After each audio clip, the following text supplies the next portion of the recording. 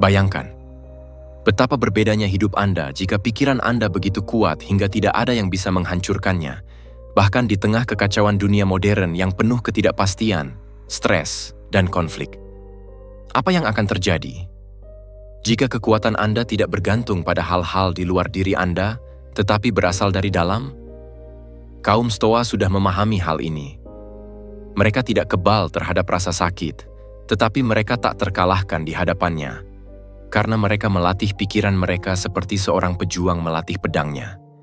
Bukan untuk menghindari pertempuran, tetapi untuk menghadapinya dengan kebijaksanaan dan tanpa rasa takut. Hari ini, Anda akan menemukan cara untuk melakukannya sendiri melalui 12 pelajaran Stoik, yang tidak hanya memberi Anda kejelasan dan ketegasan, tetapi juga kedamaian yang banyak dicari orang, tetapi hanya sedikit yang menemukannya.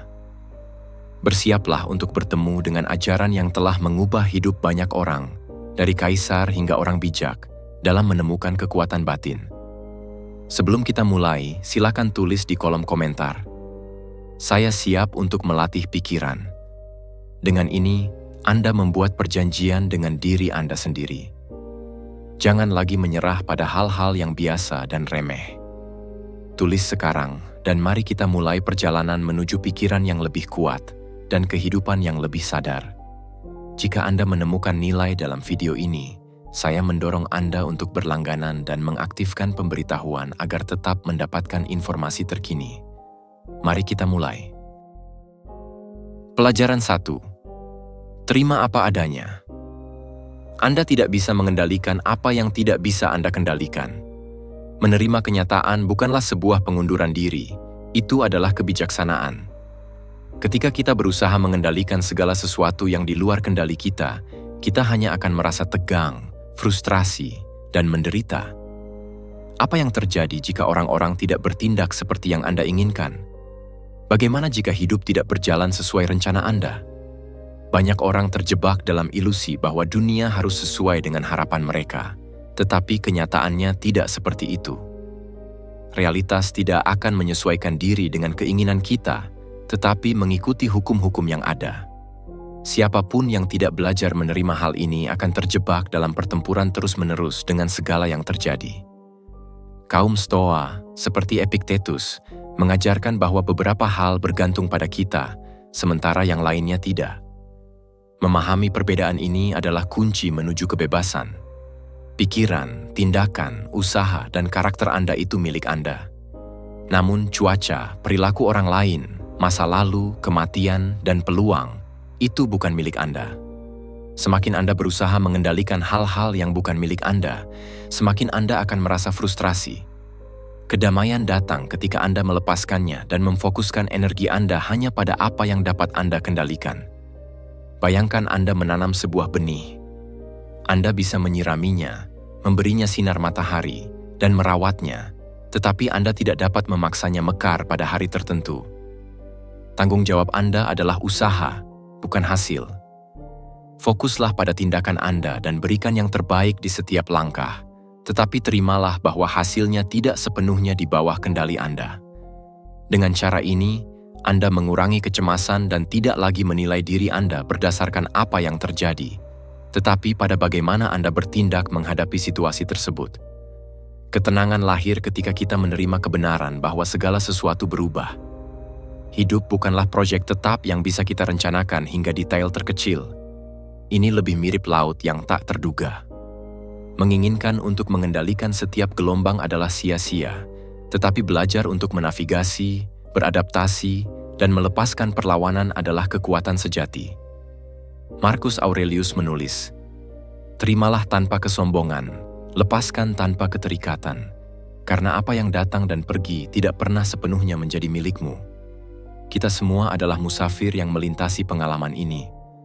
Menolak kenyataan hanya akan membuat kita kelelahan. Ketika Anda menarik napas dalam-dalam dan berkata, "Saya menerima apa adanya," maka sesuatu akan berubah. Beban akan terasa lebih ringan, dan Anda akan membebaskan diri. Itu bukan berarti Anda menyerah, tetapi Anda memposisikan diri dengan jelas di depan apa yang dapat Anda lakukan. Ketika Anda melepaskan kontrol atas hal-hal yang tidak dapat Anda kendalikan, Anda melakukan tindakan pembebasan. Anda tidak bisa mengubah orang lain atau menghentikan apa yang sudah terjadi. Namun, Anda dapat mengubah hubungan Anda dengan semua itu. Anda bisa memilih untuk berhenti menolak kenyataan. Ketika Anda melakukan ini, Anda akan menyadari bahwa semua yang Anda coba kendalikan adalah beban yang sebenarnya tidak perlu Anda bawa. Setiap kali Anda merasa tertekan, tanyakan pada diri sendiri, apakah ini tergantung pada saya? Jika jawabannya tidak, biarkan saja. Jika ya, bertindaklah dengan sepenuh hati. Praktik stoicisme bukanlah kepasifan, tetapi fokus. Ini bukan tentang berhenti beraksi, tetapi berhenti menderita karena hal-hal di luar jangkauan kita. Ada kedamaian yang tak tergoyahkan ketika kita berhenti berdebat dengan alam semesta, ketika kita berhenti berharap agar segalanya berjalan sesuai keinginan kita. Anda memutuskan untuk merespons dengan yang terbaik dari diri Anda, terlepas dari keadaan. Itulah kebebasan sejati. Jika Anda merasa hidup menyeret Anda, ingatlah, kekuatan Anda terletak pada bagaimana Anda memilih untuk merespons. Ketika Anda menerima apa yang tidak dapat Anda kendalikan, Anda mendapatkan kembali kendali atas diri Anda sendiri, dan dari sana, segalanya berubah. Bukan dunia, tetapi hubungan Anda dengannya.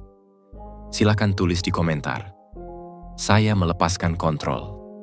Saya mendapatkan kembali kekuatan saya. Dengan ini, Anda menyatakan bahwa Anda tidak akan lagi hidup terjebak dalam ilusi mengendalikan hal-hal eksternal, tetapi Anda akan mulai menguasai satu-satunya hal yang selalu ada di tangan Anda. Pelajaran 2. Jadikan keheningan sebagai sekutu Anda. Kita hidup di dunia yang tidak pernah berhenti berbicara. Notifikasi yang terus-menerus, percakapan dangkal, dan kebisingan latar belakang mengalihkan perhatian kita dari diri kita sendiri. Namun, di tengah kekacauan itu, ada kekuatan yang sering kita lupakan. Keheningan. Bukan keheningan yang membuat kita merasa tidak nyaman, tetapi keheningan yang dalam dan terpilih, yang membawa kita kembali ke pusat diri kita. Jadikanlah keheningan sebagai sekutu Anda, bukan sebagai tindakan isolasi, tetapi sebagai cara untuk berhubungan kembali dengan diri Anda sendiri. Kebisingan eksternal melemahkan kita.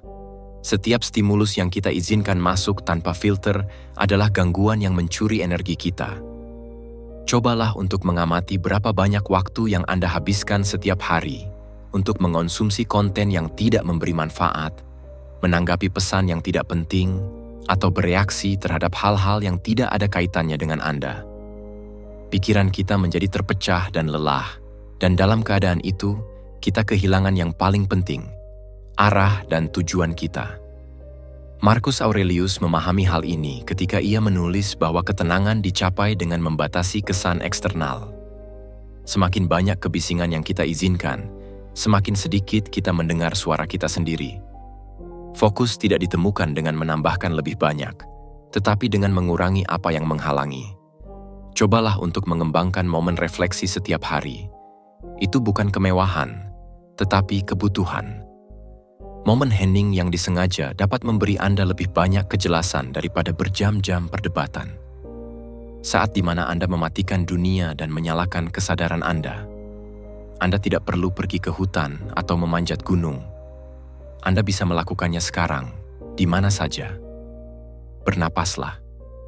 Tutup mata Anda dan tanyakan pada diri sendiri, bagaimana saya sebenarnya? Apa yang saya butuhkan? Apa yang menyakitkan dan saya tidak ingin lihat? Dia memiliki cara unik untuk menyajikan apa yang kita hindari, tetapi juga menunjukkan solusi yang tersembunyi. Seneca menyarankan untuk menyisihkan waktu setiap hari untuk memeriksa jiwa, bukan sebagai ritual serius, tetapi sebagai tindakan kejujuran yang radikal. Belajarlah mendengarkan diri sendiri tanpa gangguan. Itu adalah keterampilan yang sangat berharga.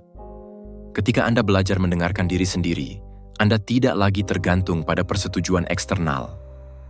Ada kompas dalam diri Anda, tetapi ia tertutup kebisingan selama bertahun-tahun. Banyak orang takut dengan keheningan karena mereka tahu di sanalah mereka akan menemukan kebenaran yang tidak menyenangkan. Tetapi di dalam diri mereka juga terdapat ketenangan yang mereka dambakan. Keheningan tidak menghakimi, tidak memaksakan, tidak menuntut. Ia hanya ada untuk Anda nikmati. Epictetus mengatakan kita harus mengurus apa yang berada dalam kendali kita, dan itu dimulai dengan belajar untuk bersama diri kita sendiri tanpa gangguan. Keheningan memperkuat kejernihan mental kita.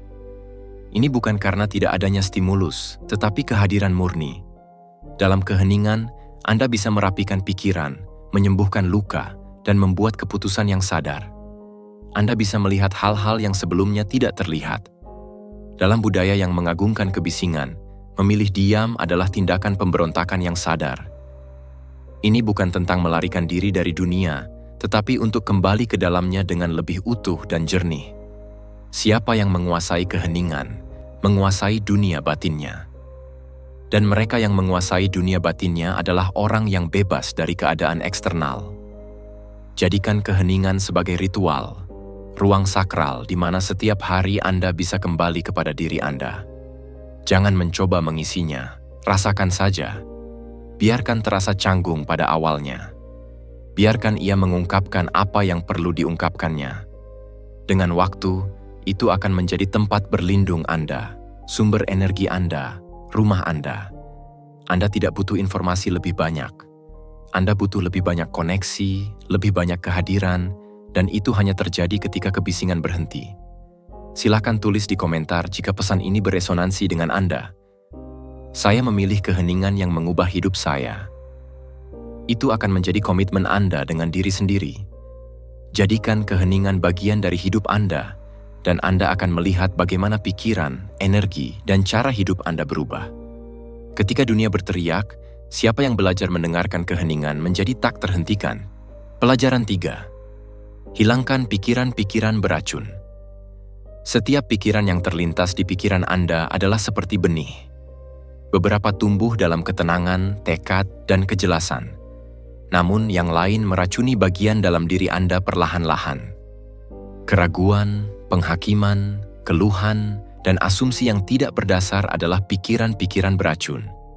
Jika Anda tidak mendeteksinya tepat waktu, mereka bisa menjadi keyakinan yang mendistorsi pandangan Anda. Mereka mencuri energi Anda dan sabotase kesejahteraan Anda. Langkah pertama untuk menghilangkannya adalah dengan mengenalinya. Banyak orang terjebak dalam dialog mental negatif tanpa menyadarinya. Pikiran seperti, "Aku tidak akan pernah berhasil." Mereka mungkin mengolok-olokku, dan seluruh diriku salah tampak tidak berbahaya. Tetapi mereka adalah dasar dari narasi internal yang melemahkan keyakinan Anda. Jika ketika menghadapi tantangan, hal pertama yang Anda pikirkan adalah kegagalan, Anda tidak melihat kenyataan, Anda melihat melalui filter pola mental yang membatasi diri. Kaum Stoa mengajarkan kita untuk tidak terbawa oleh kesan-kesan awal.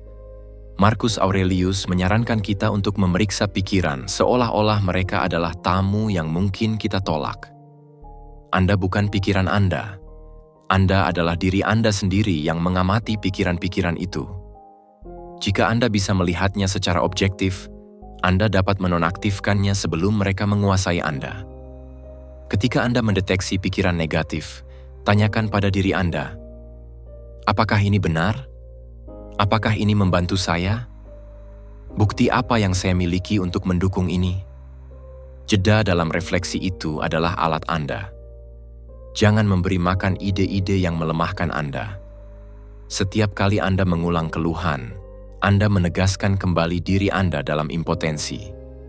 Setiap kali Anda berkata pada diri sendiri bahwa Anda tidak bisa, Anda sedang memprogram diri Anda untuk tidak berusaha sebelum mencoba.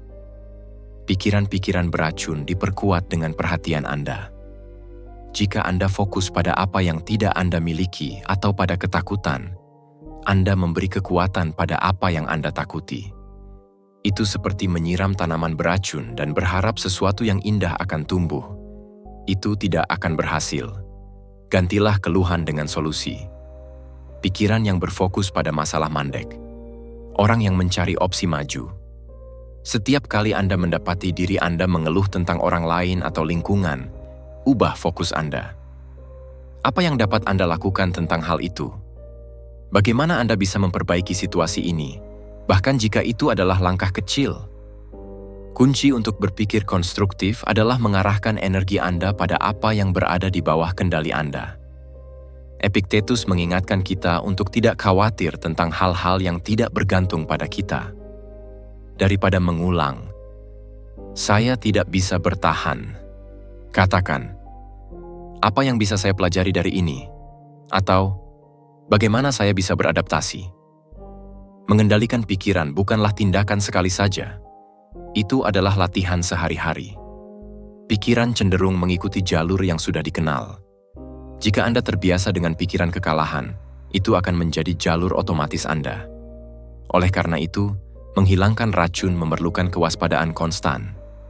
Setiap hari, perhatikan diri Anda dengan kesadaran. Deteksi ketika Anda melewati terowongan gelapnya negativitas dan alihkan perhatian Anda. Ini mungkin sulit pada awalnya. Anda mungkin merasa seperti menipu diri sendiri bahwa berpikir positif itu naif. Tetapi tidak, ini bukan tentang menyangkal realitas. Ini tentang fokus pada bagian realitas yang memperkuat Anda. Pikiran yang bersih bukanlah pikiran kosong. Ia adalah pikiran yang dikelola dengan baik. Ini bukan tentang menghilangkan semua emosi negatif, tetapi untuk mencegahnya menguasai Anda. Anda tidak bisa menghentikan awan yang melintasi langit, tetapi Anda bisa menghindari melekat padanya selama berhari-hari. Setiap pikiran yang Anda pilih untuk dipegang membangun keadaan emosional Anda, dan keadaan emosional Anda menentukan bagaimana Anda menjalani hidup Anda setiap hari. Melatih pikiran adalah tindakan kekuatan pribadi yang terbesar. Anda tidak perlu mengubah dunia untuk merasa baik. Anda perlu mengubah cara Anda berpikir tentang dunia. Kebebasan bukan berarti mengendalikan apa yang eksternal, tetapi mendominasi apa yang internal. Ketika Anda memilih pikiran Anda, seperti Anda memilih kata-kata dan teman, Anda mulai menciptakan kesehatan lahir dan batin yang lebih baik. Dan bagian terbaiknya adalah semua ini ada di tangan Anda. Jika pesan ini memicu sesuatu di dalam diri Anda, silakan tulis di komentar. "Hari ini saya mulai menjernihkan pikiran saya." Jangan menunda. Nyatakan itu. Berkomitmenlah pada diri Anda untuk membangun kejernihan mental yang Anda pantas dapatkan. Pelajaran 4. Miliki emosi Anda. Bagaimana jika Anda hidup bergantung pada dorongan hati dan emosi Anda? Jika alih-alih meledak, Anda bisa berhenti, mengamati, dan bertindak dari ketenangan, Anda akan lebih bebas, lebih kuat, dan lebih terkendali. Kebebasan sejati bukanlah tentang melakukan apa yang Anda inginkan, tetapi tentang tidak menjadi budak dari dorongan hati Anda. Hari ini, saya ingin berbicara tentang sesuatu yang dapat mengubah cara hidup Anda. Menjadi pemilik emosi Anda. Banyak orang hidup tergantung pada apa yang mereka rasakan. Komentar negatif membuat mereka tenggelam. Masalah yang tidak terduga membuat mereka kehilangan kendali. Apakah ini terdengar akrab? Itu bukan kelemahan. Itu adalah kurangnya pelatihan, karena tidak ada yang mengajari kita cara mengelola emosi, hanya untuk menekannya atau membenarkan reaksi kita. Namun, kaum Stoa sudah memahami hal ini. Ini bukan tentang tidak merasakan, tetapi merasakan dengan kebijaksanaan. Dan itu dimulai dengan praktik yang sangat sederhana.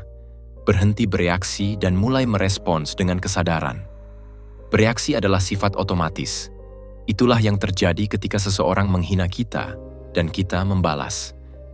Ketika sesuatu terjadi yang mengganggu kita, kita memberikan kritik.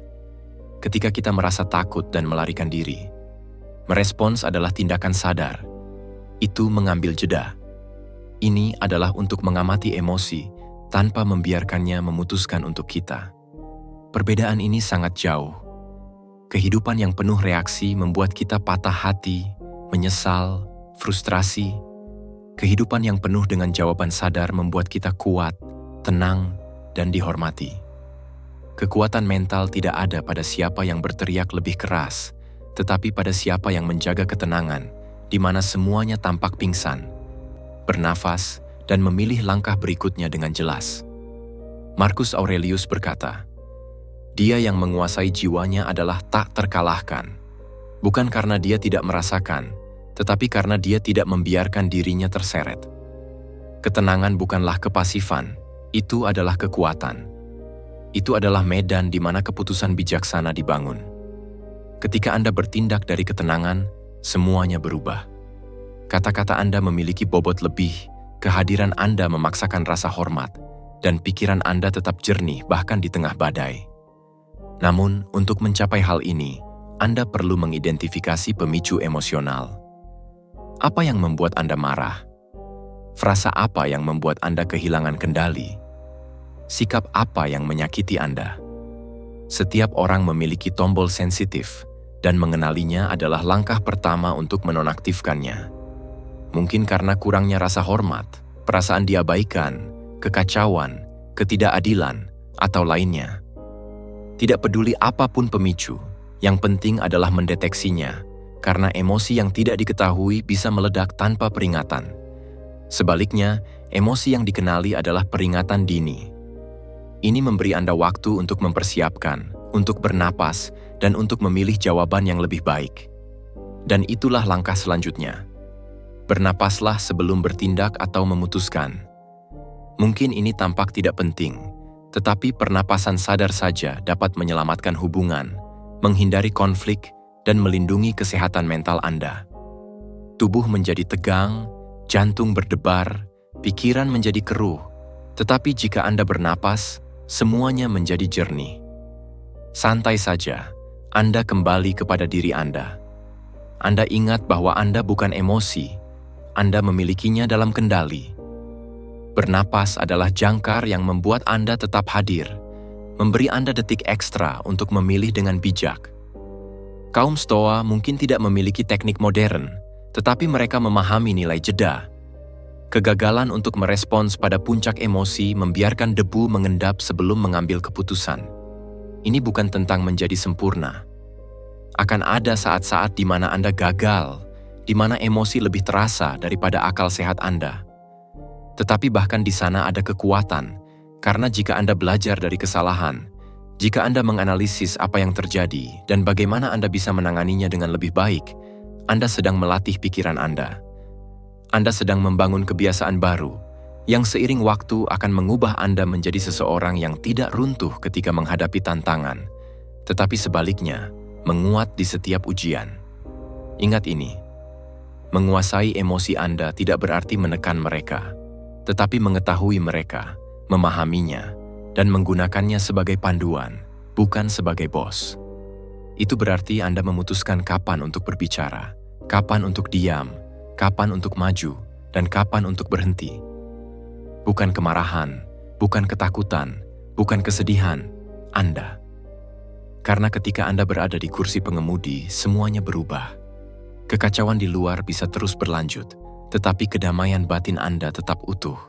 Jadi lain kali Anda merasa ada sesuatu yang mengganggu Anda, berhenti, bernapas, dan tanyakan pada diri Anda, apakah saya ingin bereaksi atau saya ingin menanggapi?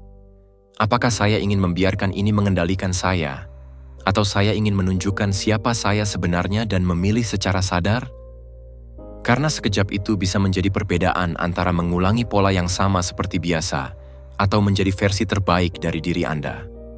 Jika pesan ini menyentuh hati Anda, tulis di komentar. Hari ini saya memutuskan untuk menjadi penguasa emosi saya.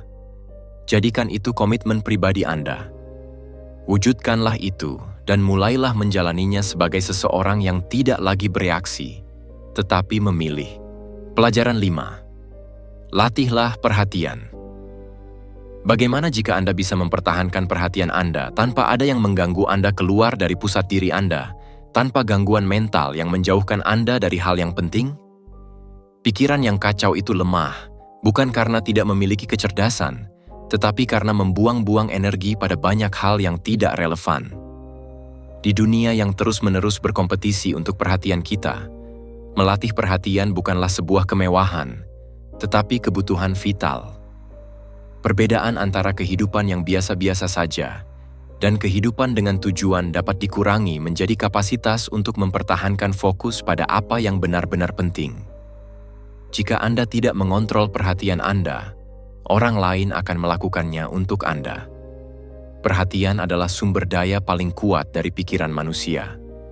Ini adalah cahaya yang menerangi apa yang layak kita berikan energi dan membuang sisanya. Namun, jika kita tidak melatih cahaya itu, ia menjadi redup, tidak menentu, dan menyebar. Berapa kali Anda memulai sesuatu dengan antusiasme dan akhirnya melompat di antara tugas yang belum selesai? Berapa banyak kali Anda merasa lelah, bukan karena bekerja terlalu banyak, tetapi karena memikirkan terlalu banyak hal pada saat yang bersamaan? Itu adalah tanda pikiran tidak fokus, perhatian yang salah arah yang akhirnya mengikis kejelasan dan kekuatan Anda. Melatih perhatian itu seperti melatih otot. Ini bukan hanya coba sekali. Ini memerlukan pengulangan, disiplin, dan niat. Setiap kali Anda memilih untuk tetap hadir dalam percakapan tanpa memeriksa ponsel Anda sedang memperkuat fokus Anda. Setiap kali Anda menyelesaikan satu tugas sebelum memulai yang lain, Anda memprogram ulang pikiran Anda untuk fokus pada kedalaman, bukan untuk dispersi. Konsentrasi bukanlah bakat yang hanya dimiliki beberapa orang. Itu adalah keterampilan yang dibangun dengan keputusan-keputusan kecil sehari-hari. Meditasi selama 5 menit setiap pagi, membaca tanpa gangguan selama 20 menit, atau mematikan notifikasi selama 1 jam. Ini adalah tindakan sederhana, tetapi kuat, yang mengubah pikiran yang terganggu menjadi pikiran yang tajam. Lakukan satu hal pada satu waktu. Tampaknya jelas, tetapi itu adalah salah satu kebiasaan yang paling sulit untuk dipertahankan. Kita sudah sangat terbiasa dengan multitasking, sehingga kita bingung antara melakukan banyak hal dengan baik. Tetapi yang benar-benar membuat Anda lelah bukanlah jumlah tugas, tetapi perubahan konstan dalam pendekatan. Setiap kali Anda berpindah aktivitas, pikiran Anda membutuhkan waktu untuk beradaptasi dan transisi itulah yang menghilangkan energi Anda. Lakukan satu hal, lakukan dengan baik, dan kemudian lanjut ke yang berikutnya. Beginilah cara membangun keunggulan. Beginilah cara Anda memulihkan kendali pikiran yang terganggu oleh rangsangan. Saat ini adalah satu-satunya momen di mana Anda dapat bertindak, memutuskan, mengubah. Namun, jika perhatian Anda terjebak di masa lalu atau mengantisipasi masa depan, Anda absen dari kehidupan Anda sendiri. Melatih kehadiran bukanlah tren spiritual sesaat. Itu adalah strategi yang tinggi. Siapapun yang hadir melihat dengan kejelasan, menanggapi dengan bijaksana, dan bertindak dengan tepat. Perhatian penuh bukanlah kepasifan, itu adalah dominasi. Itulah perbedaan antara bereaksi dan menanggapi, antara hidup secara default dan hidup berdasarkan desain. Perhatian adalah kekuatan mental murni. Ini adalah filter yang memutuskan pikiran mana yang tumbuh dan mana yang mati. Apa yang Anda amati akan berkembang. Jika Anda memfokuskan pikiran Anda pada hal-hal negatif, itu akan diperkuat. Jika Anda mengarahkan perhatian Anda pada solusi, mereka mulai muncul. Itulah sebabnya kaum Stoa melatih persepsi mereka. Mereka tahu bahwa dia yang mengendalikan fokusnya mengendalikan keadaan batinnya. Kita tidak bisa menghindari apa yang dunia berikan pada kita, tetapi kita bisa memutuskan apa yang kita anggap penting. Siapapun yang melatih perhatiannya akan mendapatkan kembali kebebasan. Dia tidak lagi hidup sebagai budak kebisingan, ketakutan, atau urgensi orang lain. Dia menjadi tuan bagi dirinya sendiri, lebih tenang, lebih kuat, lebih bijaksana, karena pikiran yang terlatih tidak bereaksi. Ia memilih, tidak mengembara. Ia membangun, tidak tersesat. Ia mengarahkan. Jika Anda ingin mengubah hidup Anda, mulailah dengan perhatian Anda hari ini, bukan besok. Matikan apa yang mengganggu Anda, fokuslah pada apa yang membangun Anda. Dan ingatlah, pikiran yang terfokus adalah pikiran yang tak terkalahkan. Silakan tulis. Hari ini saya berlatih perhatian saya. Hari ini saya mengambil kendali. Pelajaran 6. Hidup dengan ketidaknyamanan. Kita sering lari dari rasa tidak nyaman seolah-olah itu adalah musuh. Namun, bagaimana jika saya katakan bahwa ketidaknyamanan adalah salah satu sekutu terbesarnya?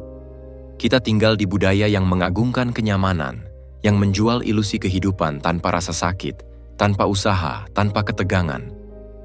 Tetapi di balik kenyamanan itu ada sebuah kebenaran mentah. Semakin jauh Anda menjauh dari ketidaknyamanan, semakin buruk keadaan Anda. Ketidaknyamanan bukanlah sesuatu yang harus Anda hindari, tetapi sesuatu yang harus Anda peluk. Di sanalah Anda tumbuh, di mana karakter Anda terbentuk. Hidup dengan ketidaknyamanan bukan berarti mencari penderitaan secara tidak perlu, tetapi memahami bahwa kesulitan membuat Anda lebih kuat. Otot tumbuh saat mengalami kerusakan. Karakter ditempa dalam kesulitan. Setiap kali Anda menghadapi situasi yang tidak nyaman dan memilih untuk tidak melarikan diri, Anda sedang melatih pikiran Anda untuk menjadi lebih tangguh, lebih disiplin, dan lebih kuat. Kenyamanan yang berkepanjangan membuat Anda mati rasa terhadap keinginan, tetapi ketidaknyamanan yang dikelola dengan baik membangkitkan semangat. Menoleransi usaha, menoleransi kelelahan, menoleransi ketidaktahuan, kegagalan, dan keraguan. Menoleransi dinginnya pagi hari saat Anda tidak ingin bangun dari tempat tidur. Menoleransi keheningan canggung dalam percakapan. Menoleransi keringat saat berlatih, kekosongan karena kehilangan, ketidakpastian yang mengikuti perubahan. Janganlah berusaha untuk tidak peka. Ini tentang menjadi sadar, menyadari bahwa segala sesuatu yang mengganggu Anda sedang mengajarkan sesuatu. Marcus Aurelius menjalani hidup yang penuh dengan perang, pengkhianatan, dan kekalahan. Dia tidak mengeluh. Dia tidak meminta dunia untuk menjadi lebih mudah. Dia meminta dirinya sendiri untuk menjadi lebih kuat. Dia memahami bahwa yang eksternal tidak terkendali, tetapi cara kita menghadapinya adalah terkendali. Jika Anda menunggu keadaan menjadi lebih baik untuk bertindak, Anda akan menunggu sepanjang hidup Anda. Jangan lari dari usaha. Jangan mencari jalan pintas. Setiap kali Anda menghindari hal yang sulit, Anda melatih pikiran Anda untuk menyerah. Ketika Anda melarikan diri dari rasa sakit, Anda membuat bayangannya lebih besar. Karena rasa sakit tidak hilang dalam penyangkalan, tetapi dalam penerimaan. Ketidaknyamanan tidak hilang saat Anda menjauh darinya. Ia menjadi lebih kuat. Namun, jika Anda melihatnya secara langsung, jika Anda berjalan ke arahnya, jika Anda memutuskan untuk hidup bersamanya, Anda mulai memahami bahasa mereka dan alih-alih terbakar, Anda mulai mengubah diri Anda sendiri. Banyak yang menginginkan disiplin, tetapi mereka tidak menginginkan ketidaknyamanan. Mereka ingin hasil, tetapi mereka tidak ingin menghadapi prosesnya. Mereka ingin kedamaian, tetapi mereka tidak bisa mentolerir kebisingan yang harus dilintasi untuk mencapainya. Jalan menuju segala sesuatu yang berharga dipenuhi dengan rintangan, momen yang melelahkan, tetapi juga penuh makna. Karena tidak ada yang layak itu nyaman. Di tempat yang tidak nyaman, Anda akan menemukan ambang batas Anda yang berikutnya. Pusat kebugaran mental tidak memiliki mesin atau beban. Ada saat-saat, situasi yang menjadi tantangan, orang-orang yang tidak memahami Anda, kegagalan yang menyakitkan, rutinitas yang membosankan, dorongan yang harus Anda kendalikan. Di tempat kebugaran itu, setiap pengulangan adalah keputusan. Tunggu sebentar lagi, jangan menyerah, teruslah maju. Dan seperti di semua pelatihan, sulit pada awalnya. Tetapi suatu hari Anda menemukan bahwa yang dulu menghancurkan Anda kini hampir tidak bergetar, dan kemudian Anda menyadari bahwa Anda telah tumbuh. Dia yang belajar untuk hidup dengan ketidaknyamanan mengembangkan keuntungan yang hanya dimiliki oleh sedikit orang.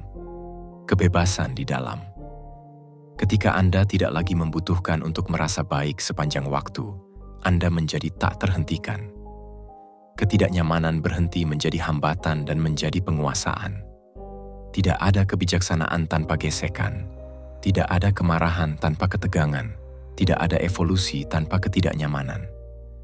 Lain kali Anda merasa rasa tidak nyaman itu, ingatlah, Anda tidak dihukum. Anda sedang dipalsukan. Setiap momen canggung adalah kesempatan. Setiap kesulitan adalah pintu. Jangan lari, jangan mengeluh, bernapaslah, toleransi, dan ambil langkah lebih jauh. Hidup dengan ketidaknyamanan. Jadikan itu bagian dari rutinitas Anda. Jika Anda bisa menahan rasa tidak nyaman tanpa kehilangan fokus, tidak ada yang dapat menghancurkan Anda. Jika pesan ini membuat Anda merenung, tulis di komentar. Saya menerima rasa sakit, saya merangkul perubahan, saya kuat secara mental. Dengan kalimat itu, Anda menyegel perjanjian dengan diri Anda sendiri dan pelatihan Anda yang sesungguhnya dimulai. Pelajaran 7. Pertanyaan tentang pikiran Anda. Tidak semua hal yang terjadi dalam pikiran Anda adalah benar, bahkan jika kedengarannya kuat. Ini adalah salah satu pelajaran terpenting yang dapat Anda pelajari untuk membebaskan diri Anda. Pikiran kita adalah mesin yang kuat, tetapi tidak sempurna, penuh dengan kenangan, keyakinan, pengalaman yang diwariskan, rasa sakit, dan penilaian yang dibuat tanpa pertimbangan. Seringkali, pikiran kita lebih menjadi sumber distorsi daripada kejelasan. Kita hidup sebagai tawanan pikiran otomatis yang tidak pernah kita periksa. Kita mengulangi ide-ide pada diri kita sendiri seperti, "Saya tidak cukup baik, saya akan gagal, tidak ada yang akan menghargai saya." Seiring berjalannya waktu, frasa-frasa ini menjadi narasi internal yang mengkondisikan setiap keputusan, setiap emosi, dan setiap langkah kita. Pikiran memiliki kapasitas untuk membangun seluruh realitas dari salah tafsir. Kita sering menganggap gerakan ini sebagai penolakan, kritik sebagai serangan pribadi, dan tanda-tanda negatif sebagai bukti bahwa kita tidak layak. Namun, bagaimana jika Anda mulai memperlakukan pikiran Anda bukan sebagai kebenaran mutlak, tetapi sebagai hipotesis yang perlu diuji? Apa yang akan Anda ubah dalam hidup Anda jika setiap kali sebuah ide negatif muncul dalam pikiran Anda mulai mempertanyakannya? Seperti yang dikatakan kaum Stoa, penderitaan terbesar tidak datang dari fakta, tetapi dari interpretasi kita terhadap fakta tersebut. Epictetus menyatakan dengan jelas, "Kami tidak terpengaruh oleh apa yang terjadi, tetapi oleh apa yang kami pikirkan tentang apa yang terjadi." Pikiran yang tidak terlatih percaya pada apapun yang terlintas dalam pikiran. Pikiran yang sadar mempertanyakan. Jika setiap kali Anda berkata pada diri sendiri, "Saya tidak mampu," Anda mungkin bisa bertanya pada diri sendiri, benarkah itu? Atau, apakah itu hanya ketakutan yang berbicara? Anda akan mengambil langkah menuju kebebasan mental Anda karena pikiran yang tidak diperiksa adalah sebuah kandang yang tak terlihat. Kita semua memiliki keyakinan yang membatasi, ide-ide yang ditanam di suatu titik, seringkali tanpa disengaja, dan kita terima sebagai kebenaran. Pria tidak menangis. Uang merusak. Jika saya gagal, itu karena saya tidak berharga. Mereka selalu meninggalkanku. Frasa-frasa ini bukan fakta, melainkan konstruksi, dan seperti semua yang dibangun, bisa dihancurkan dan dibangun kembali. Langkah pertama adalah mendeteksinya, langkah kedua adalah menantang mereka, dan langkah ketiga adalah menggantinya dengan visi yang lebih realistis dan memberdayakan. Ketika Anda memutuskan untuk memeriksa pikiran Anda, sesuatu yang mendalam sedang terjadi. Anda tidak lagi hidup secara otomatis, Anda tidak lagi bereaksi secara membabi buta. Anda mulai memiliki penguasaan atas persepsi Anda, dan dengan demikian, atas tujuan Anda. Karena apa yang Anda yakini tentang diri Anda sendiri menjadi dasar dari segala sesuatu yang Anda lakukan. Jika Anda merasa lemah, Anda akan bertindak dengan rasa takut. Jika Anda berpikir Anda tidak cukup baik, Anda akan menyabotase diri sendiri. Jika Anda percaya bahwa dunia menentang Anda akan melihat musuh di setiap sudut. Namun, jika Anda mengubah narasinya, jika Anda berani mengatakan, "Apa yang saya pikirkan mungkin tidak benar," dunia Anda akan berubah. Bertanya bukan berarti meragukan segalanya. Itu adalah mengamati dengan jelas. Ini memberi Anda ruang antara stimulus dan reaksi. Tunggu, pikirkan. Apakah ini membantu saya atau menenggelamkan saya? Jangan coba menjadi naif atau memaksakan diri untuk berpikir positif saja. Ini tentang menjadi jujur dengan diri sendiri, menggunakan pikiran kritis tidak hanya terhadap dunia luar, tetapi juga terhadap dunia batin Anda. Di sanalah, dengan suara hening yang berbicara kepada Anda ketika tidak ada yang mendengarkan, transformasi sejati dimulai. Marcus Aurelius menulis untuk dirinya sendiri, "Seringkali kita merasa cemas terhadap sesuatu yang belum terjadi dan mungkin tidak pernah terjadi." Benar sekali. Kita tersesat dalam skenario bencana yang tidak ada. Kita menderita karena percakapan yang tidak pernah terjadi. Kita menghukum diri sendiri atas kesalahan yang sudah berlalu. Semua ini diberi makan oleh pikiran yang tidak dipertanyakan. Jika saya memberitahu Anda bahwa Anda bisa melepaskan beban itu, bahwa Anda dapat belajar untuk mengatakan pada diri sendiri, "Ini adalah pikiran saya," tetapi itu tidak mewakili saya. Itu hanya sebuah pikiran, bukan kalimat. Lakukan latihannya. Lain kali Anda terkejut dengan pikiran negatif, tuliskan, bacalah dengan suara keras, dan kemudian tanyakan pada diri Anda, apakah ini sepenuhnya benar? Apakah saya memiliki bukti nyata? Apa pendapat saya? Apakah ini membantu saya tumbuh atau membatasi saya? Sesederhana itu. Latihan berulang setiap hari bisa mengatur ulang pikiran Anda dan memberi Anda kembali kontrol. Anda bukan apa yang Anda pikirkan. Anda adalah orang yang memutuskan pikiran apa yang akan dipikirkan. Pikiran Anda bisa menjadi musuh terbesar Anda atau sekutu terbaik Anda, tergantung pada bagaimana Anda berlatih. Ini bukan tentang menekan apa yang Anda rasakan atau pikirkan, tetapi belajar untuk tidak secara membabi buta mengidentifikasi diri dengan semua itu. Mempertanyakan pikiran Anda adalah sebuah tindakan keberanian, karena itu membutuhkan kejujuran, kehadiran, dan keinginan untuk berubah. Namun, jika Anda melakukannya, Anda akan membuka jalan menuju kehidupan yang lebih jernih, lebih tenteram, dan lebih menjadi milik Anda. Lakukan sekarang. Mulai hari ini. Pertanyakan satu keyakinan yang telah membatasi Anda selama bertahun-tahun. Tuliskan, pisahkan, dan tulis di kolom komentar. Saya sudah tidak percaya lagi pada semua yang saya pikirkan. Hari ini saya mulai berpikir dengan hati nurani. Pelajaran 8. Ketekunan, bukan kesempurnaan. Berapa banyak kemajuan yang akan Anda capai jika Anda berhenti menunggu waktu yang tepat untuk memulai? Berapa banyak segalanya akan berubah jika Anda tidak menuntut kesempurnaan yang hanya akan membuat Anda terjebak dalam ketidakkonsistenan? Kita hidup terjebak dalam ilusi bahwa kita hanya akan mencapai sesuatu jika kita sempurna. Jika kita tidak pernah gagal, jika setiap hari produktif dan setiap tindakan tanpa celah. Namun kenyataannya adalah Anda tidak harus sempurna. Anda hanya perlu terus bergerak, langkah demi langkah, dengan keputusan yang sadar setiap hari. Itulah yang mengubah kehidupan. Disiplin tidak memerlukan tindakan besar. Ia tidak membutuhkan tepuk tangan atau inspirasi yang bersifat ketuhanan. Yang dibutuhkan hanyalah kehadiran Anda, bersedia hadir bahkan ketika Anda tidak menyukainya. Sementara yang lain menunggu motivasi untuk bertindak, Anda yang memutuskan untuk bertindak sampai motivasi itu menyerang Anda. Sebagian besar gagal, bukan karena kekurangan bakat, tetapi karena kekurangan kegigihan.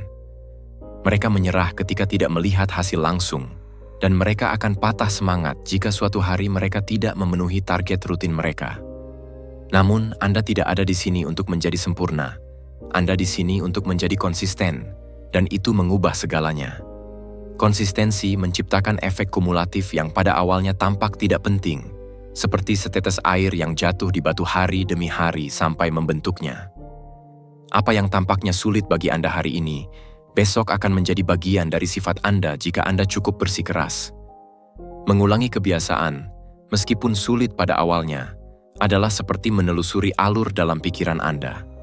Setiap pengulangan membuatnya lebih dalam, lebih otomatis. Itulah kunci pikiran yang kuat. Jangan menyerah pada pasang surut emosi. Tidak perlu dimotivasi. Teruslah berjalan maju. Anda tidak perlu memiliki satu hari yang sempurna. Anda hanya perlu mengatakan bahwa hari ini Anda melakukan satu hal yang membawa Anda lebih dekat kepada siapa yang Anda inginkan. Ya, suatu hari Anda gagal, itu tidak masalah. Bangkitlah untuk mengikuti. Konsistensi tidak diukur dengan garis yang sempurna, tetapi oleh kemampuan Anda untuk memulai kembali tanpa menyerah. Kemajuan yang sebenarnya bukanlah catatan dalam seminggu atau sebulan, tetapi jika Anda konsisten selama setahun, Anda tidak akan mengenali diri Anda, karena transformasi itu nyata, dibangun atas pengulangan diam dari tindakan kecil yang penuh tekad.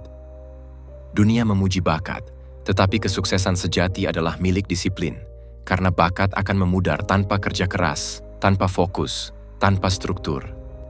Sebaliknya, orang yang bangun setiap hari dan memberikan yang terbaik yang dia bisa, meskipun tidak sempurna, akan bergerak lebih jauh. Menjadi konsisten adalah memberontak terhadap kemalasan, melawan keraguan, melawan suara hati yang berkata, "Hari ini tidak masalah." Tentu saja itu penting. Setiap hari penting, setiap keputusan penting. Jika Anda memutuskan untuk konsisten, apapun yang terjadi, baik atau buruk, maka Anda akan menjadi tak terhentikan. Ingatlah bahwa musuh Anda bukanlah kegagalan, tetapi ketidakkonsistenan. Jangan menghukum diri atas kesalahan. Jangan gunakan hari buruk sebagai alasan untuk berhenti. Gunakan setiap tersandung sebagai kesempatan untuk memperkuat tekad Anda. Karena menjadi konsisten tidak berarti tidak pernah jatuh. Itu berarti memutuskan untuk selalu bangkit kembali. Dan keputusan itu lebih berharga daripada bakat alami. Mereka yang maju dengan langkah kecil namun kokoh akan selalu tiba lebih jauh daripada mereka yang hanya berjalan dan menghilang ke yang berikutnya. Pikirkan tentang apa yang bisa Anda bangun jika setiap hari Anda hanya melakukan satu hal yang akan membawa Anda lebih dekat ke tujuan Anda. Baca satu halaman, latih 10 menit, makan makanan sehat, bermeditasi selama 5 menit. Kebiasaan kecil itu akan terakumulasi dan memberikan hasil yang besar, bukan karena Anda melakukannya dengan sempurna, tetapi karena Anda melakukannya berulang-ulang hingga Anda tidak tahu lagi bagaimana cara hidup dengan cara lain. Beginilah cara pikiran diubah, tersebar dalam pikiran yang kokoh. Hari ini Anda mungkin memutuskan bahwa standar Anda tidak lagi kesempurnaan, tetapi ketekunan. Anda tidak perlu melakukan semuanya dengan benar. Anda hanya perlu melakukannya. Kemajuan tidak harus spektakuler. Itu bisa sunyi, tetapi hasilnya akan datang jika Anda terus berjalan. Berhentilah membandingkan diri Anda dengan mereka yang terlihat bergerak lebih cepat. Ritme tidak penting, yang penting adalah arah. Jika Anda tetap bergerak, Anda menang. Bahkan di hari-hari ketika sepertinya tidak terjadi apa-apa, Anda sedang membangun karakter, disiplin, dan fokus. Menjadi konsisten adalah memilih diri Anda lagi dan lagi, bahkan ketika itu tidak mudah, bahkan ketika tidak seorang pun melihat Anda. Ini adalah komitmen terhadap proses Anda, terhadap visi Anda, dan terhadap pertumbuhan Anda. Ini bukan tentang melakukannya dengan sempurna, ini tentang tidak menyerah. Dan jika pesan ini menggerakkan sesuatu di dalam diri Anda, pergi ke komentar dan tulis, "Hari ini saya memilih untuk bersikap konsisten." Buatlah janji pada diri Anda sendiri sebagai tindakan komitmen. Karena ketika konsistensi menjadi standar baru Anda, tidak ada yang dapat menghentikan Anda lagi. Pelajaran 9. Bersikap selektif dengan apa yang Anda konsumsi. Setiap pikiran yang Anda miliki adalah seperti benih, dan apa yang Anda izinkan untuk memasuki pikiran Anda adalah air yang menyuburkannya. Beberapa berkecambah dalam keadaan tenang, kebijaksanaan, dan kejelasan. Yang lain dalam kecemasan, kebingungan, dan kebisingan. Apa yang Anda konsumsi setiap hari, berita yang Anda lihat, video yang Anda tonton, buku yang Anda baca, percakapan yang Anda lakukan, semuanya membentuk taman mental Anda. Apakah Anda pernah berhenti sejenak untuk berpikir berapa banyak dari emosi Anda yang benar-benar milik Anda, dan berapa banyak yang merupakan hasil dari apa yang telah Anda izinkan masuk tanpa pertanyaan? Kita hidup di zaman di mana akses ke informasi tidak terbatas, tetapi kelimpahan ini telah menjadi senjata bermata dua. Jika kita tidak sadar tentang apa yang kita konsumsi, kita akhirnya menjadi budak dari apa yang orang lain ciptakan untuk mengalihkan perhatian kita, menakut-nakuti kita, atau memanipulasi kita. Seneca mengatakan, tidak ada angin yang menguntungkan bagi mereka yang tidak tahu pelabuhan tujuan. Hal yang sama berlaku untuk informasi. Jika Anda tidak jelas tentang apa yang ingin Anda tumbuhkan dalam diri Anda, segala sesuatu akan memengaruhi Anda tanpa filter, mengganggu kedamaian Anda tanpa Anda sadari. Setiap hari Anda mengonsumsi ribuan kata, gambar, dan stimulus, dan semuanya, tanpa kecuali, meninggalkan jejak.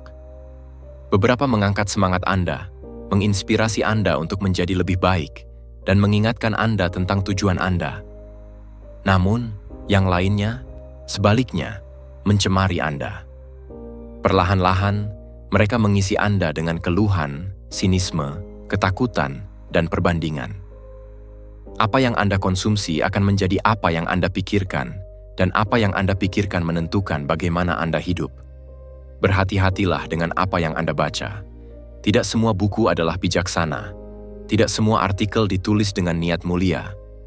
Ada teks yang memberi makan jiwa, yang membangkitkan berpikir kritis, dan yang mengundang refleksi mendalam. Namun, ada juga yang hanya menebar perpecahan, kecemasan, atau kedangkalan. Ketika Anda memilih bacaan Anda memilih pemikiran masa depan. Apakah Anda sungguh-sungguh menginginkannya? Apakah Anda ingin pikiran Anda hanya dipenuhi dengan kontroversi dan tren kosong? Pilihlah apa yang memperkaya Anda, yang mengubah Anda. Hati-hati dengan apa yang Anda lihat. Gambar memiliki kekuatan. Mereka tidak hanya menarik perhatian Anda, mereka menembus alam bawah sadar Anda. Kekerasan yang terus-menerus di layar, budaya penampilan, dan rangsangan yang memberitahu Anda bahwa Anda tidak cukup jika Anda tidak memiliki barang tertentu atau tubuh tertentu. Semua ini secara bertahap membentuk visi tentang dunia dan diri Anda sendiri.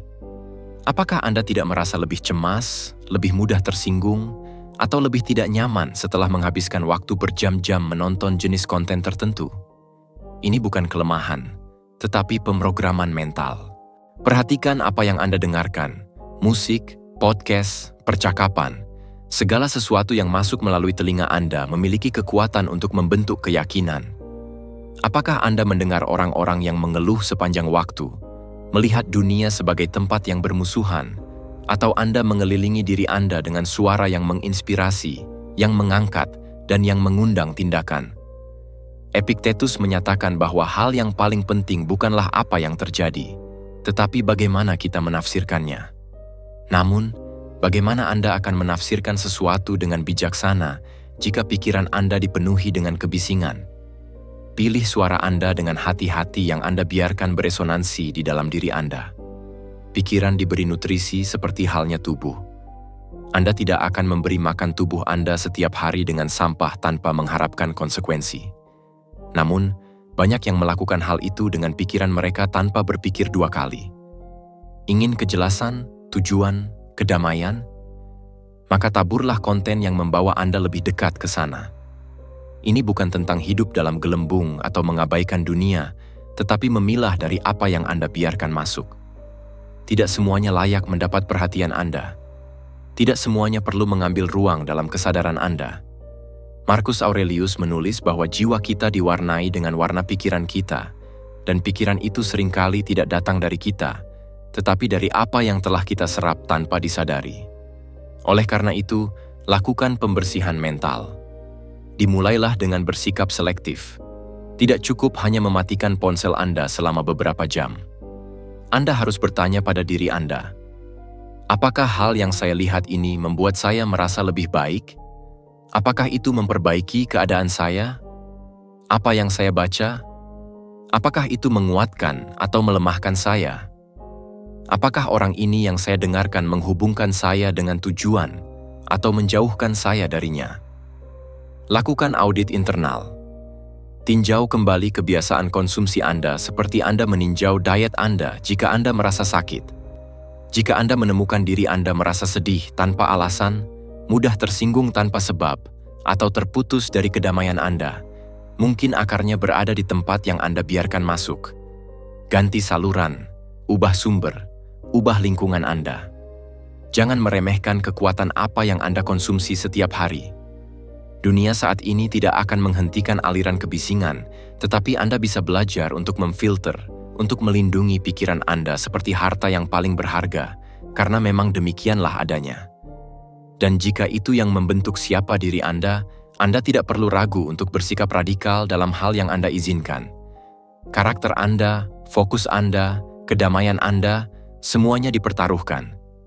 Jika refleksi ini membangkitkan sesuatu di dalam diri Anda, pergilah ke komentar dan tulis, Mulai hari ini, saya akan menjaga pikiran saya saat saya mengurus hidup saya.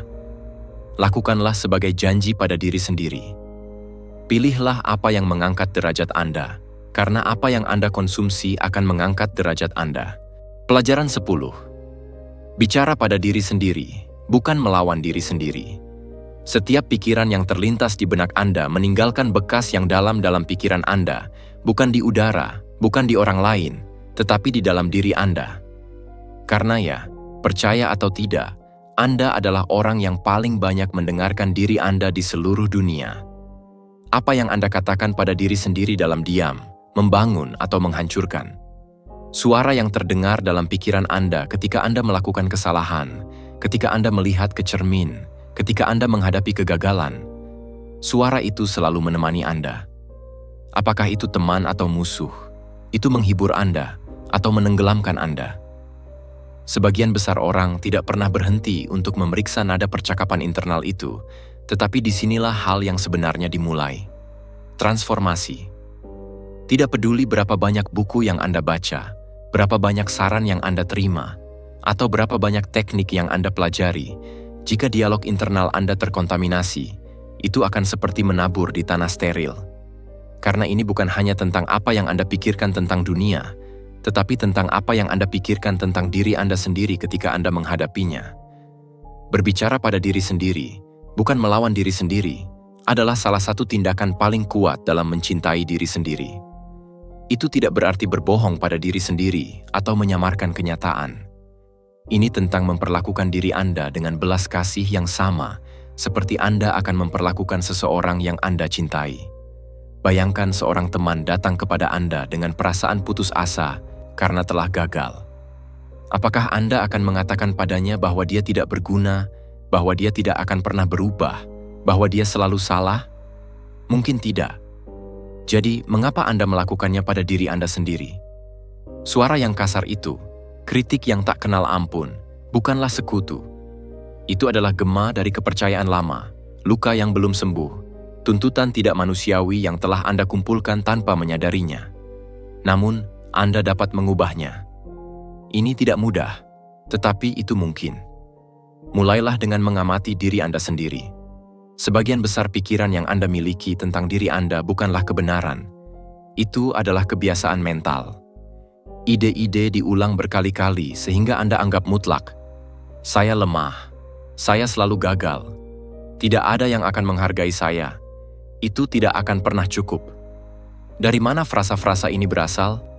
Siapa yang pertama kali memberitahu Anda? Mengapa Anda terus-menerus mengulanginya? Epictetus mengingatkan kita bahwa bukan fakta yang merugikan kita, tetapi apa yang kita percayai tentang fakta tersebut. Hal yang sama berlaku untuk apa yang kita yakini tentang diri kita sendiri. Ketika Anda mengubah cara Anda berbicara kepada diri sendiri, Anda mengubah persepsi, dan ketika persepsi Anda berubah, segalanya pun berubah. Menjadi sekutu Anda sendiri tidak berarti jatuh ke dalam konformisme, tetapi mendorong diri Anda dengan hormat. Anda bisa mengoreksi diri tanpa menghancurkan diri. Anda bisa mengakui kesalahan tanpa menghina diri sendiri. Anda dapat menantang diri sendiri tanpa menghukum diri sendiri. Stoicisme tidak mengajarkan kita untuk mengeraskan hati, tetapi untuk memperkuat diri dari akal sehat dan kasih sayang. Marcus Aurelius menulis setiap malam untuk dirinya sendiri, bukan untuk dunia. Ia berbicara dengan sabar, tegas, tetapi tidak pernah menjadi guru yang kejam, karena ia tahu bahwa pikirannya butuh arahan, bukan kekerasan. Jika dialog internal Anda penuh dengan kekasaran, harga diri Anda akan terkikis, bahkan ketika segala sesuatu tampaknya berjalan baik. Apa yang Anda katakan pada diri sendiri lebih penting daripada apa yang orang lain katakan tentang Anda, karena suara itu menyertai Anda saat terbangun, dalam kesendirian, dalam kegagalan, dan juga dalam kemenangan. Ketika Anda belajar untuk berbicara kepada diri sendiri dengan pengertian, Anda tidak akan lagi memerlukan persetujuan eksternal. Anda tidak akan bergantung pada pujian untuk merasa berharga. Anda akan menjadi basis Anda, dukungan Anda, tempat perlindungan Anda. Seneca mengatakan bahwa tidak ada orang yang lebih tidak bahagia daripada orang yang tidak pernah merasa damai dengan dirinya sendiri. Dan kedamaian itu dimulai dengan kata-kata yang Anda ucapkan pada diri sendiri ketika tidak ada yang mendengarkan Anda. Mulailah dengan mengubah satu kalimat sehari. Setiap kali pikiran Anda mengatakan, "Saya berantakan," jawab dengan, "Saya sedang belajar." Ketika Anda berkata, "Saya selalu gagal," katakan, "Kali ini tidak berjalan seperti yang diharapkan, tetapi saya masih bertumbuh." Pada awalnya, ini mungkin terasa artifisial, bahkan konyol, tetapi dengan pengulangan, frasa tersebut akan membangun jalur baru dalam pikiran. Ilmu saraf mendukung ini. Apa yang Anda ulangi akan tumbuh lebih kuat. Jika Anda mengulang kalimat, Anda akan hidup dalam rasa bersalah.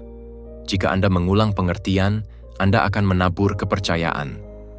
Berbicara pada diri sendiri adalah tindakan sehari-hari yang sakral. Anda tidak memerlukan ritual atau waktu ekstra. Hanya butuh perhatian, kehadiran, dan keberanian untuk memperlakukan diri sendiri dengan lebih baik, bahkan jika tidak ada yang pernah melakukannya sebelumnya. Anda dapat memulai cerita baru, di mana suara hati Anda tidak membuat Anda jengkel, tetapi membuat Anda bergairah. Jangan menghakimi diri Anda, tetapi doronglah. Jangan mengurung diri Anda, tetapi bebaskan diri Anda. Dan perubahan kecil yang konstan itu akan mengubah segalanya. Jika ide ini menyentuh hati Anda, pergi ke komentar dan tulis, "Mulai hari ini, saya akan menjadi sekutu terbaik untuk diri saya sendiri." Biarkan kalimat itu menjadi komitmen Anda terhadap diri sendiri, karena tidak ada orang lain yang bisa hidup di dalam pikiran Anda untuk Anda. Ubah pikiran Anda menjadi tempat di mana Anda bisa bernapas dalam kedamaian. Pelajaran 11. Hargai kesendirian sebagai pelatihan. Pelatihan sejati dimulai saat Anda memutuskan untuk menyendiri dengan diri Anda sendiri. Tidak ada notifikasi, tidak ada percakapan yang tertunda, tidak ada kebisingan luar, hanya Anda dengan diri Anda sendiri. Bagi banyak orang, saat itu mungkin tampak tidak nyaman, bahkan menakutkan. Pikiran mulai mencari gangguan, gelisah, dan itu menjadi jelas.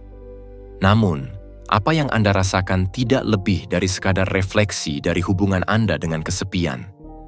Dalam masyarakat di mana hiperkonektivitas dihargai dan ada rasa takut terhadap isolasi, kesendirian seringkali memperoleh konotasi negatif. Namun, kaum Stoa melihat kesepian bukan sebagai ancaman, tetapi sebagai kesempatan. Ruang sakral untuk mengenal diri Anda, untuk memperkuat diri, dan untuk melatih diri dari dalam. Kesepian itu baik digunakan, bukan sebagai kekurangan, tetapi sebagai pelatihan. Ketika Anda memutuskan untuk menghabiskan waktu sendirian tanpa melarikan diri, Anda mulai melihat dengan jelas siapa diri Anda tanpa refleksi orang lain. Menjadi sendirian memperkuat introspeksi karena memaksa kita untuk melihat ke dalam, untuk menghadapi pikiran kita tanpa selingan. Di sana, dalam keheningan itu, Anda mulai mengamati pola-pola pikiran Anda, emosi yang belum terselesaikan, dan ketakutan yang tersembunyi. Apa yang sebelumnya Anda sembunyikan di balik keberadaan orang lain, sekarang tampak jelas. Meskipun mungkin membuat Anda tidak nyaman pada awalnya, disinilah transformasi yang sebenarnya terjadi. Belajarlah untuk menikmati perusahaan Anda sendiri. Ini adalah salah satu tindakan paling subversif di dunia yang terus-menerus mendorong Anda untuk mencari persetujuan dan menghindari kekosongan. Ketika Anda merasa puas saat sendirian, Anda berhenti membutuhkan kebisingan untuk memvalidasi keberadaan Anda. Anda tidak lagi berusaha mengisi ruang dengan percakapan kosong atau hubungan yang didasarkan pada kebutuhan. Anda menemukan bahwa Anda bisa menertawakan diri sendiri, merenungkan diri Anda, dan menginspirasi diri Anda tanpa bergantung pada orang lain. Filsuf Stoa Epictetus mengingatkan kita bahwa kebebasan lahir ketika Anda berhenti bergantung pada hal-hal eksternal, dan tidak ada kebebasan yang lebih besar daripada merasa damai dengan diri sendiri tanpa merasa tidak lengkap karena tidak memiliki seseorang di samping Anda.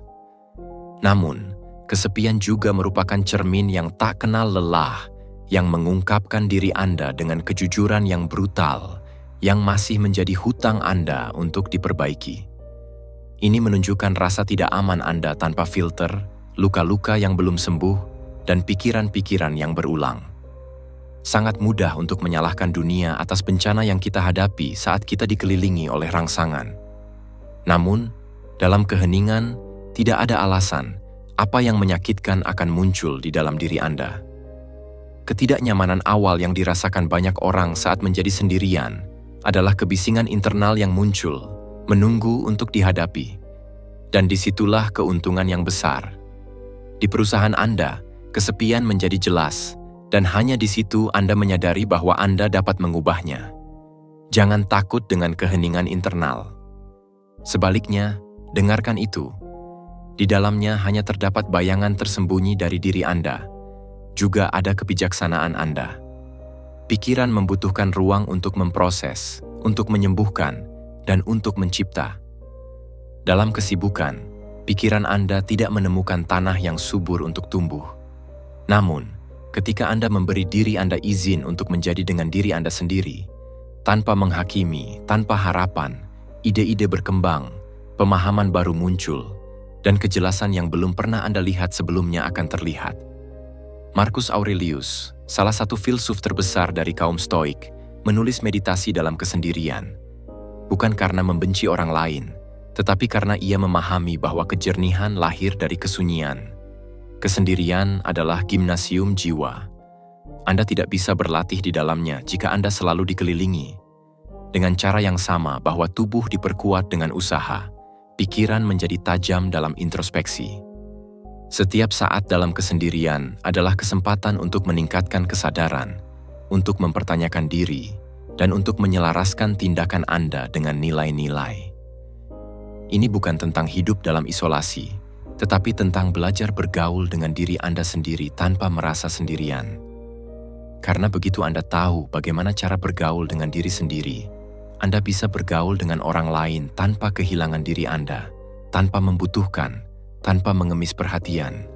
Stoicisme tidak menolak perusahaan atau interaksi manusia, tetapi mengajarkan kita bahwa kualitas hubungan kita bergantung pada kualitas hubungan yang kita miliki dengan diri sendiri. Dan hubungan itu hanya bisa ditanam dalam kesendirian. Jika Anda lari dari keberadaan sendirian, Anda tidak akan pernah tahu siapa diri Anda. Namun, jika Anda belajar untuk tetap bersama diri sendiri, Anda akan menemukan kekuatan batin yang tidak seorang pun dapat mengambilnya dari Anda. Jangan menunggu hidup memaksa Anda untuk tetap sendiri. Temukan kekuatan Anda. Mulai hari ini, luangkan waktu sejenak di siang hari untuk bersama diri Anda sendiri, tanpa layar, tanpa musik, tanpa pembicaraan. Hanya Anda dan napas Anda. Pada awalnya, ini akan terasa tidak nyaman, tetapi seiring waktu Anda akan menemukan sesuatu yang transformatif. Kehadiran Anda saja sudah cukup. Anda tidak membutuhkan hal lainnya untuk merasa damai. Hanya butuh keberanian untuk melihat ke dalam. Jika kata-kata ini menyentuh sesuatu di dalam diri Anda, tuliskan di komentar, "Hari ini saya mulai berlatih dalam kesendirian." Dengan tindakan ini, Anda menyegel komitmen Anda terhadap diri sendiri, bukan untuk melarikan diri dari dunia, tetapi untuk kembali padanya lebih kuat, lebih jelas, dan lebih utuh. Pelajaran 12. Hidup dengan tujuannya, bukan karena inersia. Hidup dalam inersia adalah salah satu bahaya terbesar di zaman kita.